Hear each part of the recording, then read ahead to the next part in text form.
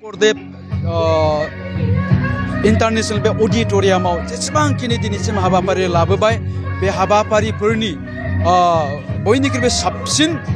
हाबाफारिफोरनि गेजेराव नोंथांमोननि नैबे हाबाफारियाबो जोंबो साननो हायाखैमोन जे नोंथांमोना जे एसेबां डिसिप्लिन एसेबां सिस्टेमेटिकनि गेजेरजों हाबाफारिखौ खुंफुंगोन नोंथांमोना जे एसेबां मोजां हाबाफारि लालांबाय दा बिनि थाखाय नोंथांमोननिफ्राय आं मोननो गोनां जि माननि बे माननिनि 50% आं डिसकाउन्ट खालामनाय जासिगोन होननानै जोंखौ बुंदों थारैनो खोब गोग्गानाय मोनदों गोजोननाय मोनदों बे हाबाफारिया ग्रेन्ड साक्सेस जानायनि थाखाय बेनि गेजेराव मोनसे एलिगेसन लाबोनाय जों नुनो मोनदों रबि एक्टर बिथाङा गावनि फिल्मखौ जि नमिनि हिसाबै फैजानो लुबैदों होननानै बिथाङा बुंबाय थादों मोनसे समावहाय जोंनि बे फिल्म एवार्डखौ रावबो प्रडिउसार रावबो डाइरेक्टर रावबो आर्टिस्टफ्रानो जेबो इम्पर्टेन्स होआमोन जेबो भेलु होलामोन जोङो बुथुमसो फिल्मफोरखौ बिहर बुथुम जों बे फिल्म एवार्डखौ खालामनाय जादोंमोन मानोना रावबो भेलु होआ रावबो इम्पर्टेन्ट होआमोन खिन्थु दिनै फैयै बयबो मोननो थाखाय जे हांखुर जाबाय बेखौ लानानै जे दान्थे बिनथान्थे जाबाय बेनि ओंथियानो जाबाय बे बड' फिल्म एवार्डआ दिनै गोजौ मानदान्दानि जाबाय आरो जोङो नुदों जायफ्रा एवार्ड मोनबाय बिथांमोन एवार्ड मोननायफ्रा स्टेजावनो मोदै हुगारदों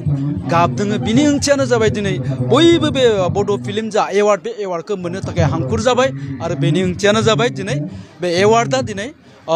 गोजौ थाखोनि जाबाय गोजौ मानदान्दानि जाबाय आरो बिथाङा बेजों लोगोसेबो मोनसे खोथा बुंदेरबावनाय खोनादों जे बिथाङा जितु आब'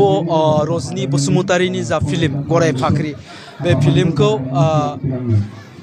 आर्ट फिल्म होननानै बुंदों गिबियावनो आं बेनो क्लारिफिकेसन होगोन बे आर्ट फिल्म नङा आरो बिनि अनगायैबो मोनसे खोथा बुंबावदों जे बे गराय फाख्रिया नेसनेल इन्टारनेसनेल लेभेलसिम थांखानायखौ बड' फिल्म एवार्डआव माबोरै बाहागो लाफैखो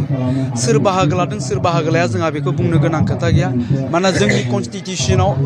बियो लिरनाय गैया जायफोर माने बर' फिल्म दिहुनगिरिफोर जायफोरा बर' फिल्म बानायबाय बिथांमोनानो बे फिल्मखौ साबमिट होनो हायो आरो जों गोग्गानाय मोनदों दिनै नेसनेल लेभेल इन्टारनेसनेल लेभेलाव थांनाय फिल्माबो जे जोंनि बड' फिल्म एवार्डआव बाहागो लादों बेनिख्रुइ गोग्गाथावसिन मा बाथ्रा दं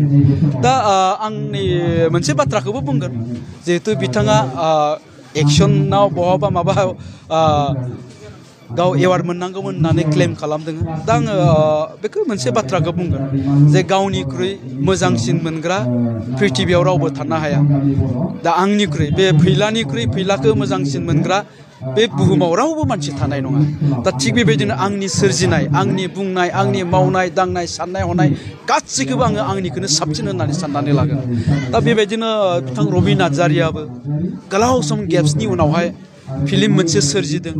निस्सय बिथाङाबो सानगोन आंनियानो साबसिन आंनियानो हामसिन होननानै साननो हायो क्लेमबो खालामनो हायो आरो बुंनायनिबो मोन्थाया दं दा बिथाङाबो सानगोन आंनियानो साबसिन जादों आंनियानो मोननांगौमोन होननानै दा आंबो सानदोंमोन मोनसे समाव खारन जोंबो फिल्म बानायो हिसाबै हायनामुलि फिल्मखौ जोङो फिल्म एवार्डआव साबमिट खालामदोंमोन बाहागो लादोंमोन बै समाव आंबो सानदोंमोन हायनामुलिखौथ' बयबो मोजां मोनो बयबो मोजां होननानै बुङो माथो गतिके जोंनो एवार्ड मोनगोन आंनि फिल्मानो एवार्ड मोनगोन होननानै आं सानदोंमोन खिन्थु नाथाय जेला फिल्मखौ साबमिट होखांनायनि उनावहाय मोनसेबो एवार्ड मोनाखिसै अब्लासो आंबो बुजिदों माथो आंनिख्रुइबो साबसिन खालामग्रा दङ थ' बिथाङाबो सानगोन साननाया गाज्रि नङा आंनियानो साबसिन जादों आंनियानो मोननांगौमोन होननाया गाज्रि नङा बिथांनियाबो खारन आं दहायनो बुंनाया गावनिख्रुइ साबसिनलाय सोरथो गुबुना गावखौ मोजां मोनग्रा थानो फैलानिख्रुइ साबसिन फैलाखौ मोजां मोनग्रा बे बुहुमाव रावबो गैया आंनि हिन्जावाबो आंनिख्रुइ आंखौ साबसिन मोजां मोननो हानाय नङा दा गतिके गावनि सोरजिनाय गावनि बुंनाय गावनि साननाय हमनायखौनो गासिखौबो राइट साबसिन होननानै सानो दा गतिके बिथाङाबो बिदिनो सानदों दा जियानो जा आं बेखौनो बुंगोन बुंग्रायाथ' बुंबाय थागोन नङा होमबा बोरमाया मा जायो मा जाया फाग्लाया मा बुङो मा बुङा बोरमाया थास' बिलाइखौ जायो बोरमाया थास' बिलाइजोंनो उदै बुङोब्लालाय बोरमाखौलाय मानो बादा होनो नङा होमबा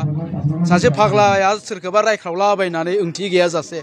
बेजोंनो बेहा गोजोननाय मोनोब्ला बेखौलाय मानो बादा होनो फाग्लायाबो लामा थाबायनानै लामायाव जि गोलैनानै थानाय जाग्रा आदार मोनो बेखौनो जालाङो